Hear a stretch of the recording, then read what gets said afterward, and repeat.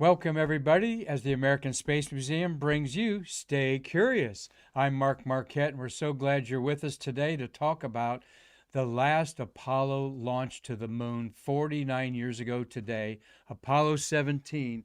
Here it is lifting off the pad. Thank you, Tom Usiak, who was just a young, late teenager, I think, in those days, down here from Pennsylvania, came down to shoot this launch in with film, a very hard technical challenge to pull it off there because of the unknown variables of a Saturn V launching off at night, the only time that was ever done in the 13 Saturn Vs that were launched with no problems ever in the Saturn V launches. Of course, this is the Apollo 17 launch of 3 astronauts, the last time we're going to the moon. Very bittersweet for Marty Winkle, my co-producer, and working the board today. Jessica Galloway's here to help us with the technical issues. Always glad that she's supporting our program, giving her time, like Marty, as volunteers to our program here to bring you good content. Marty, I know you don't like getting on camera there, but I asked him beforehand. As you know, Marty was a Grumman electrical engineer, worked on every lunar module, was in the ascent stage doing his thing. Even when it was in the slaw up 300 and what 40-foot level, Marty. And I asked Marty, what was it like to see this beautiful rocket go off at 12:30 in the morning of December 7th? And he said that it was like sunrise happening, and he could feel it in your chest beating like all the other launches, but it was truly like a sunrise. He was over near the press site, near the VAB, watching it, Marty said, with his best friend at the time, Bob Rabb. And 1,200 Grumman employees were let go that night because their job was over with. Well, not really, because they had to get on the moon and then off the moon with LM-12. But it was the end of an era for the Grumman Lunar Module. Marty, you got a comment? Yeah, this Grumman kept us until the first of the year. They didn't lay us off over the holidays. Oh, okay. Well, they send you a turkey bonus or anything like that? Yeah. So it was Christmas as usual. And at the end of the year, a lot of people, smart people like Marty, segued into the other areas of the space at the time, including their infant space shuttle. Marty, you also commented very interestingly, and I wonder if Tom Usiak remembers this, horns in the parking lot going off of the fancy cars. This is 1972, so only those big shots had the Cadillacs and Lincolns out there that would have a burglar alarm sensor on there. But Marty said horns were going off in the parking lot from the intense vibrations of the Saturn V rocket going off. And also, Marty says at all Saturn V launches, birds are startled out of whatever they're doing.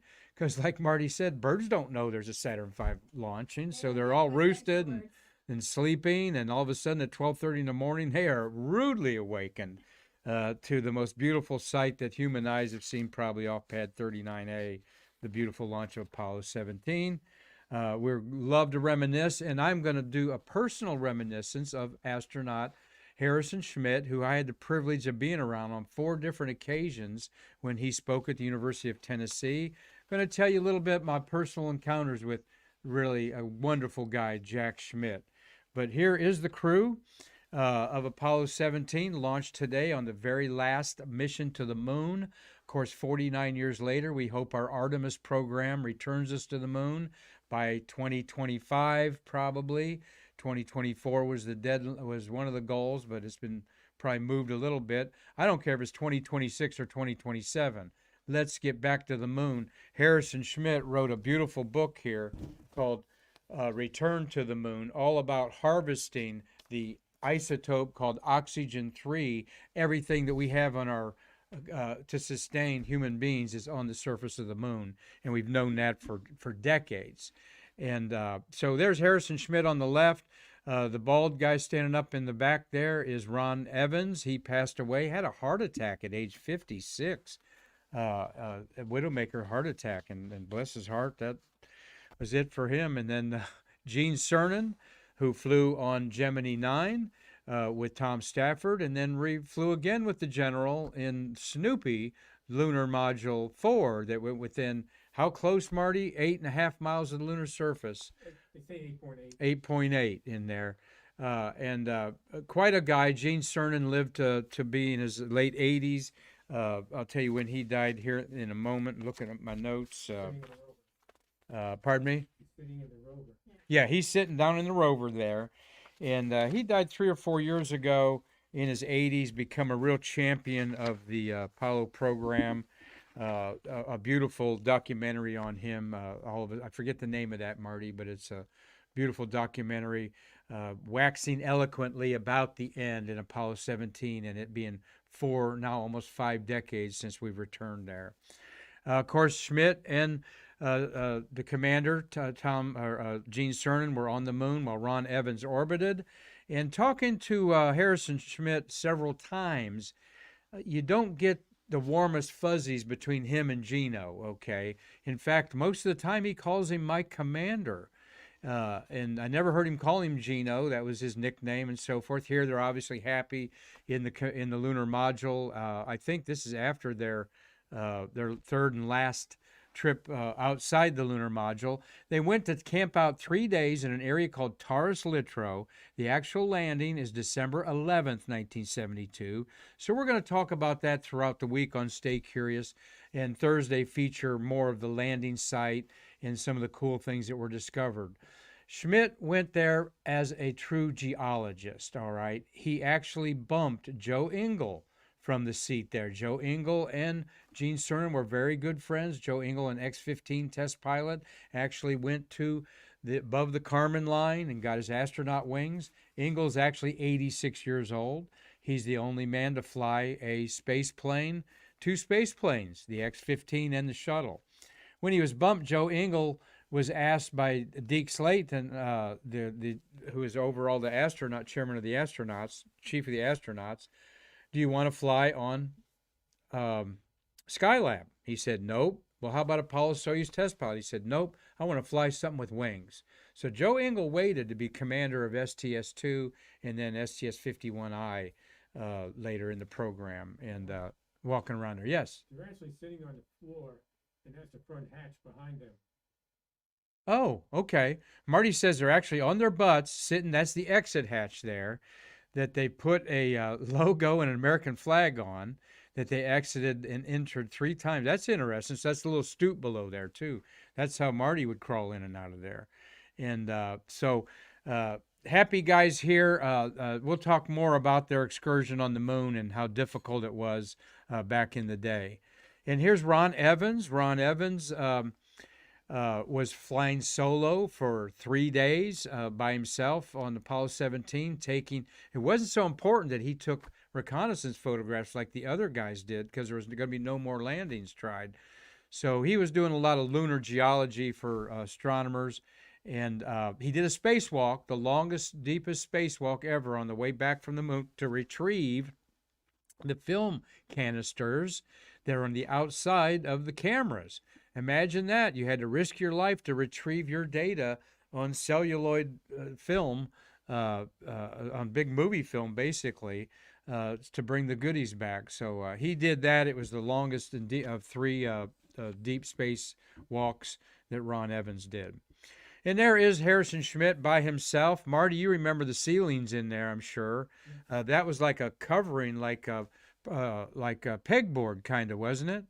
And why did they have holes in that? Just to save weight? Yeah, exactly. To save weight. Wow.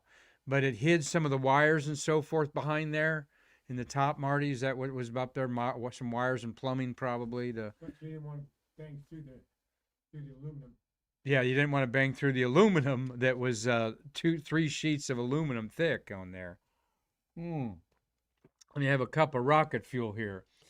So how I got to know, there's Harrison Schmitt there. Jack Schmitt is what he likes to be known as. He's got his visor off.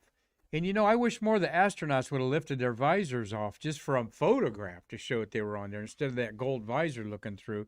But it just shows you how bright the moon was, of course. So we're going to talk about the mission, like I said, throughout the week. The rest of these are pictures I've took of Jack Schmitt when I met him.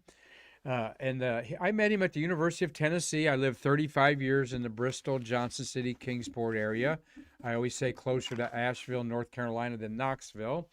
because you could be in Asheville in about 40 minutes, and Knoxville was almost an hour down Interstate 81 and 40. Well, there's a geologist professor named Larry Taylor at the University of Tennessee, and he became an expert in moon rocks and particularly synthetic moon dust, creating moon dust in a simulation so they can play with it. And so Schmitt and Larry were very good friends, and particularly this is the years 2010, 2011, 2012, that time frame. Schmitt would come down to the University of Tennessee in the wintertime and teach a week class to the geology students there at the University of Tennessee. So the first time that he came down there, we've got friends there at the University of Tennessee, Paul Lewis shouting out at you there. He does outreach on top of the physics building up there, overlooking Neyland Stadium, the great football place. So anyway, we're all invited to go see Harrison Schmitt give the talk, and it was to also break in the Howard Baker Center for Public Policy, as Howard Baker, who was the chief of staff for President Nixon, was a University of Tennessee alum, and he was there, and Schmitt was going to be there, and about 6 of us piled in one vehicle and drove down to the University of Tennessee, and we all pile out, and of course I say, hey, I've got to go to the bathroom, all right, see you guys inside. So I run into the bathroom, and while standing at the urinal, I turn my head to the left, and standing just arriving beside me was astronaut Harrison Jack Schmitt. And I look at him and say, hello, as awkwardly as you can while you're in front of a urinal. Of course, ladies don't have that problem. They have their own stalls. Think about that, gentlemen. Ladies always have their own little places. At any rate, kind of an embarrassing, I wasn't embarrassed, it was just kind of an awkward situation. I turned to him and finished my business. I says, well, I'll make sure I sign my hands for that handshake. I'll make sure I wash my hands good for that handshake outside. So he laughed and came outside, and we shook hands, and I had a picture made there. And we've got Keep Calm Set SCE to AUX was a t-shirt going around the social media world with the space hipsters. So I was proud to show that off. That is what Al Bean did to save the Apollo 12 when when lightning struck it and the lights went out. He set SCE to AUX. Schmitt later told me, he says, you know, one of the best pieces of advice I got being an astronaut was from Deke Slayton, who said, never pass up a restroom while you're on speaking engagements, okay? Because as soon as you do, you're going to be sitting or surrounded by a bunch of people wanting your time, and you've got to go pee, and you wish you hadn't passed that one. So he was joking that that's why he ducked in there. So how many of you met famous people? How many of you have met famous people in the bathroom like that? I'd like to know. But that's a true story, and a great guy. And I'm going to tell you a little bit about his talk he gave over 10 years ago. This was during the Bush presidency, younger Bush. The Constellation Man program was the hopes and dreams back then. And here's what Harrison Schmitt told the group of people. Is though Constellation program was supposed to work and then it got canceled, it was just going to get us where we were 40 years ago. And I wonder if Jack Schmitt would say the same thing about Artemis. That it's just getting us back to where we were 49 years ago. Schmitt said this, the 12th and last moonwalker said, we let it all go. We did not advertise our investment we put into Apollo. We walked away, and I believe history will judge us harshly. He was born in Santa Rosa, and he wasn't judged too harshly when he ran as a Senate seat in 1977 in his home state of New Mexico. He is a Republican senator there for a 6-year term. He said that he was very critical back then that we do not have a coherent space policy since Apollo. With the shuttle, we lost our deep space capabilities, and today we don't know how to do interplanetary travel. Now, may think they do with Artemis, but the last time we did interplanetary travel to an unknown world, the moon, 240,000 miles away, was 49 years ago. Some other interesting things he said was that it was his opinion that America blew it by not continuing manned exploration of deep space in the 1970s, and that created apathy that Americans have towards NASA's incredible achievements. He is the next to the youngest of the surviving moonwalkers. Charlie Duke is 86. Harrison Schmitt is also 86, born in July.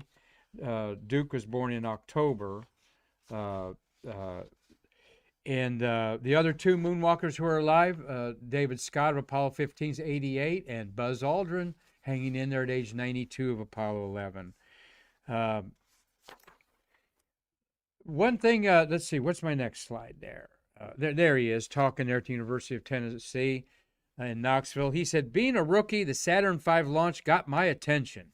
The first stage was a lot like riding a pickup truck on railroad ties. When the third stage rocket veered right, I knew we were leaving Earth, and I remembered downtime, seeing the Earth and taking the photo with Africa plainly seen. The landing was great. Getting outside the spacecraft was even better. And we're going to see one of the most famous photographs of the whole Apollo era. You know what it looks like, the blue marble with Africa there, and the only mission that went where they could see Antarctica. He took that photo. He also is heard singing, I was strolling on the moon one day in the merry, merry month of May, and they're there in December. Gino corrects him, it's in December. He also found the famous orange soil from the surface there that we'll talk about later. And afterwards, Schmitt said it was remarkable on our world tour to see the turnout. The goodwill trips of Apollo 17 and all the other moon voyagers were promoted by the presidents to emphasize that we went for peaceful purposes and not to conquer the moon. We went for the whole world. He said the turnouts were remarkable. We as a nation did not capitalize on that, and we are paying the price. And the price, he thought, was in the public apathy towards the space program, not being excited about how we could go to other worlds comfortably.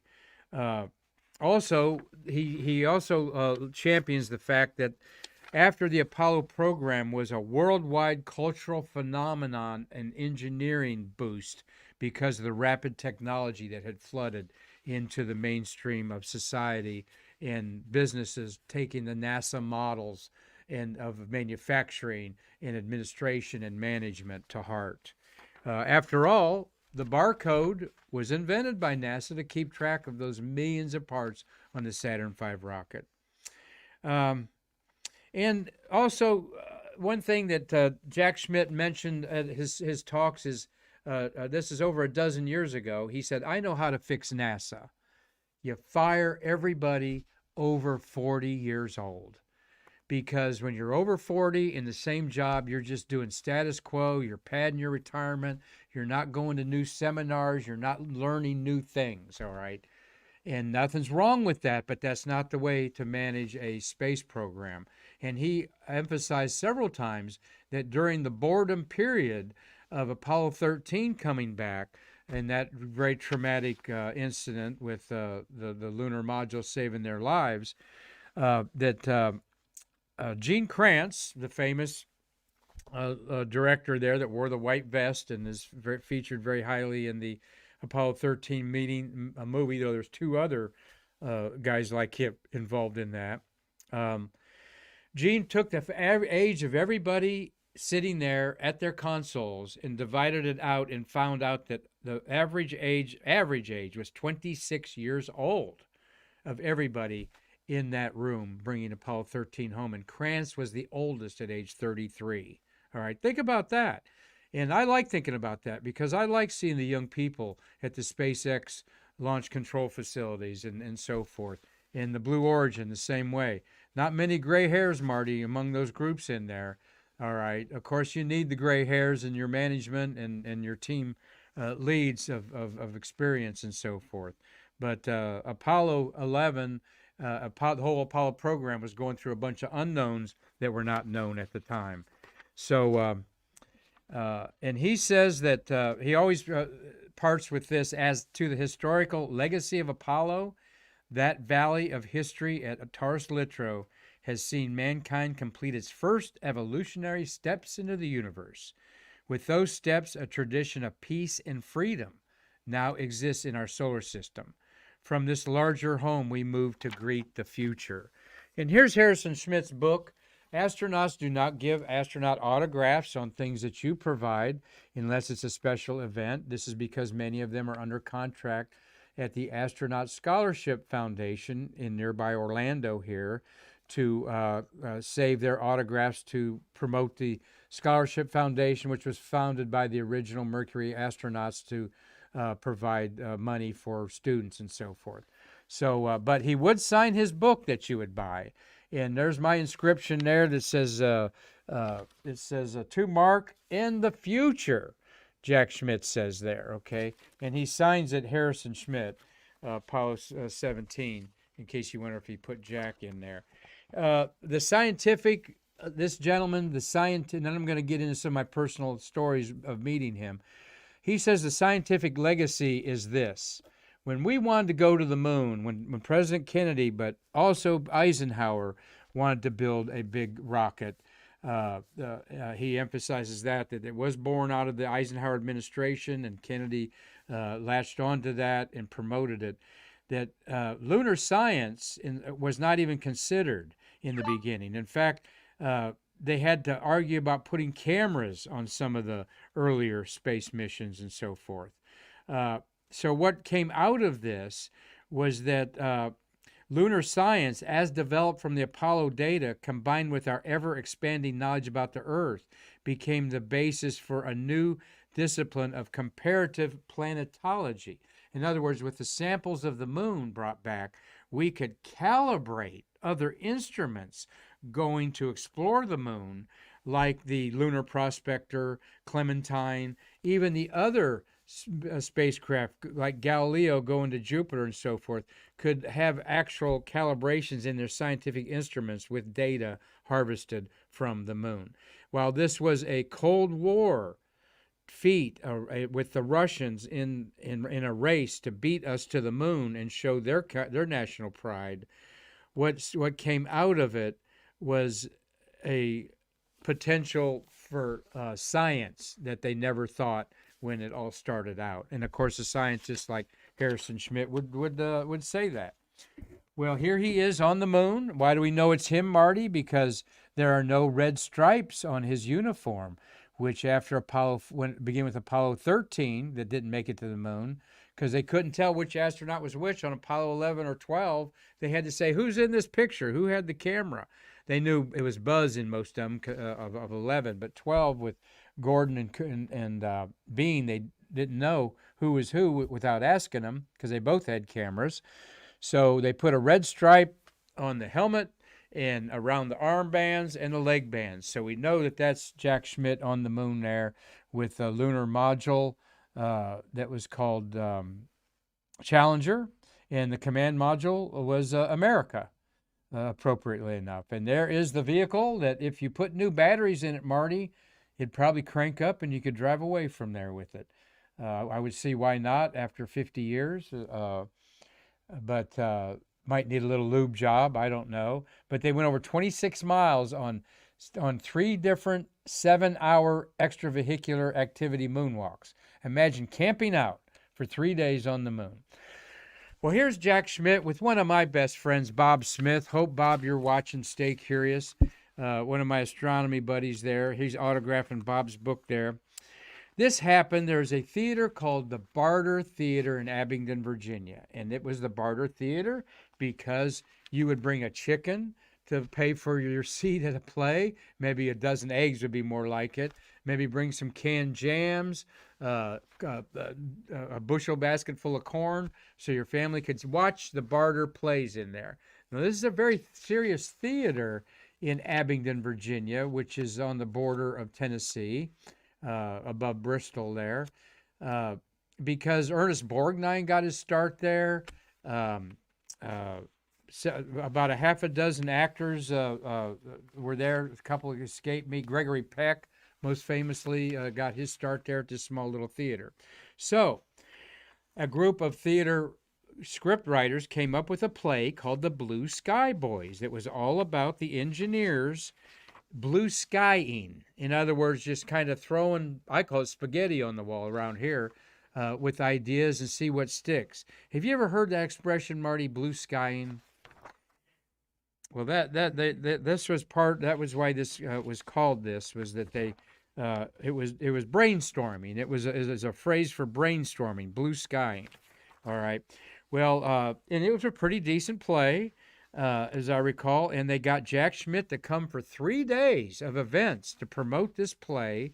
He played golf at the country club. He had 100 kids one day were making model rockets and blasting them off with baking powder and soda. And I was hired as a photographer to cover him for 3 days. And it was like stalking him that I had to go up and introduce myself and said, hey, I'm going to be shoving a camera in your face for 3 days. So, and I'm paid to do it. So, when you've had enough, just raise your hand or something on there because, I'm not going to wear you out. And he was really cool with that. And he, let's go to this one there. And here he is with one of the little kids there, dressed all casual and everything. They had these tents set up on a beautiful summer day in Abingdon, Virginia. And he had a great time and just posed with pictures with everybody. And I told him, after this was like the second day. He'd already done a lecture and golfed, and he was going to golf the day after this. So I said, look, may I take a portrait picture of you? And kind of nervous to ask him to pose for me, but he did. And so I'm proud to say that there's Jack Schmitt posing for me, giving me a coy little look there. And I folded his arms and had him look sideways and all this sort of stuff at me. Just really a good guy. And let's go back to that picture of him while I look and see what I wanted to. Oh, I know. I wanted to say that 3 days with him, ate several meals with him, around him. He's coming up to me, asking me questions about the facilities we're at, like where's the bathroom. He did one time. He jokingly says, I said to him when after I got around him for a couple hours, I said, I met you at the bathroom at the University of Tennessee, and he says, "Oh yeah." He goes, "Yeah, your astronomy buddies come down there." I says, "Yeah." And he goes to me, "By the way, where is the bathroom around here?" So really cool guy. But I pressed him on a couple things that he got irritated with me, I'll admit. One, I interviewed John Young in a press pool twice. He actually came to Johnson City, Tennessee, because the city manager and him were friends. And so that was pretty cool to be around him. And I asked him I go, "John, tell everyone what the moon smelled like, because I've heard you say it smelled like something specific." "Well, it does," he said. "It smells like burnt fireplace, a wet burnt fireplace, or gunpowder, because of the impacts of on there." And I go, "Okay." And I said, "What did it feel like?" And he goes, "Oh, good question. It was itchy like fiberglass."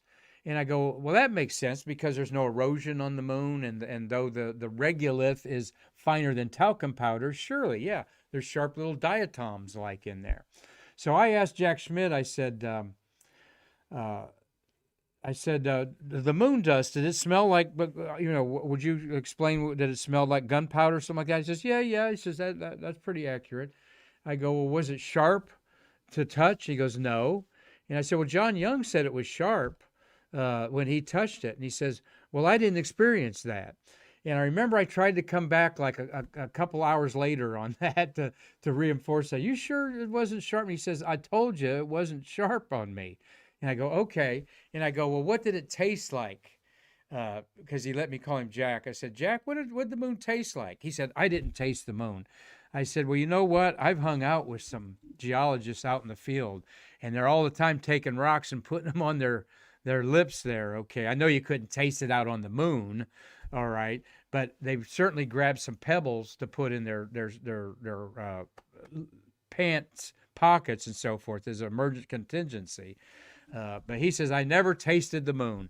And so I'm going, well, okay. But, most geologists out there would say if he got close to a moon rock, he'd put it on his lips to see if it was alkaline or not. So Can you lick the science? He lick what? Can you lick the science? Can you lick the science? There you go in there. Thank you, Jessica. So a question I wish I would have asked him, though. did you take your Geology 101 hammer with you to the moon? Because I've gotten to know a couple geologists since I met him a decade ago, and they all told me that your first hammer is what you keep the rest of your career as a geologist, whether because you always buy the best you could buy in college. And I don't know if he took his Geology 101 hammer with him or not. Maybe I'll get an opportunity to ask him someday. Marty, is he coming to your Grumman event in March? We don't think so. It's in January. Oh, it's in January is when the Grumman are going to get together and celebrate the 50th anniversary of Apollo 13, 52 years later because of the pandemic. They were a great group that always met with their Apollo people at the 5-year anniversaries. So they're going to do it in January, and you don't think Schmitt will be there, huh? He's invited, but so far he has not responded. Okay. I'm trying to get with him to see if he wants an Apollo 17 celebration. Right. Well, they do. Marty said that he's not got back with Marty's chairman of the committee, and they've not got back with Marty, but they might want to have an Apollo 17 50th anniversary next December to just put the whole thing up. How sad is that? All these people that Marty worked with, and believe you me, Marty is one of the youngest of the Grummies out there that worked out there in his late 70s. A lot of them are in their early 80s and beyond, and we've lost so many of them. And I've had the privilege to meet several of them that we've lost. So that's why we do things at the American Space Museum, to have oral histories, to get people to explain what they did and preserve it for the birth of the American space age that happened right here in Brevard County. So there's Jack Schmitt posing for me. Want to end our Stay Curious program today with, we'll talk more about this later, but here is the last photograph of a human being on the surface of the moon taken by Gene Cernan before he took this picture. And then he strapped the camera on his chest and turned around and went up the rungs of the ladder on top of the, to get up the ascent stage. How many rungs on that ladder, Marty? You remember? No, Hundreds. I want to say 9. 9?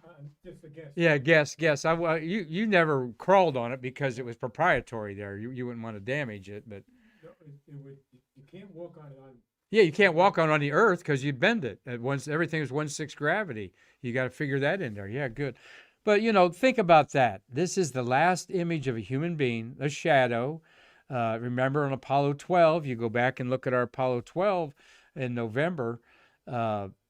Stay curious. I played a little shadow play with the astronauts on the moon because it's a human presence to show you there, a shadow in a selfie there.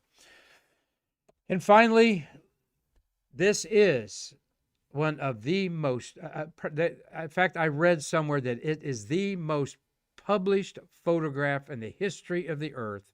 This image of Africa, you see the Middle East up there.